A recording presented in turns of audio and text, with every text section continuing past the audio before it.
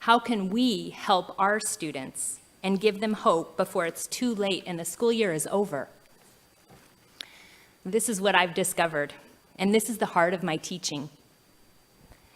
Teenagers in general are at risk, but we provide them with tools, knowledge, and practice. We care for each other and learn each day. After attending CRI's training, I started to discuss the Kaiser Permanente study from the mid-1990s with my 15-year-old students.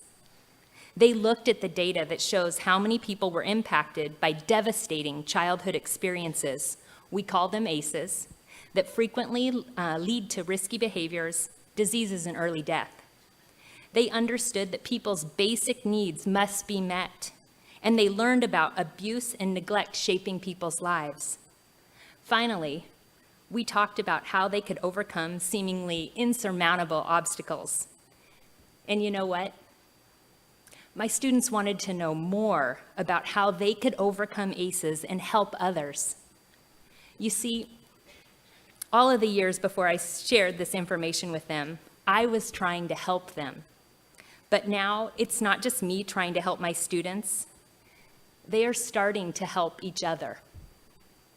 Instead of avoiding subjects that still seem taboo in 2016, like abuse and neglect, I share this information with my students and provide them with emotional support and mindfulness strategies that help them to deal with the experiences that are their normal.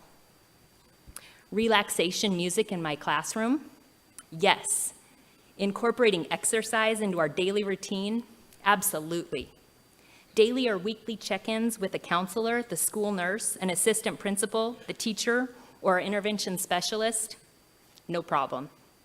We are forming a network to support students' needs and help them to be healthy and learn. This spring, 2 people from Trilogy, a local group that supports youth who are struggling with drug and alcohol addiction in their families, worked with my students and helped them understand stress and effective coping strategies. Now we are all more aware, and we're actively seeking ways to work through experiences that have majorly negative impacts on many people's lives. Finally, we talk about a future that is not so distant. The fact that someday soon, they will be parents who can use these tools to help their own children grow up in a stronger, more stable household with less abuse and neglect.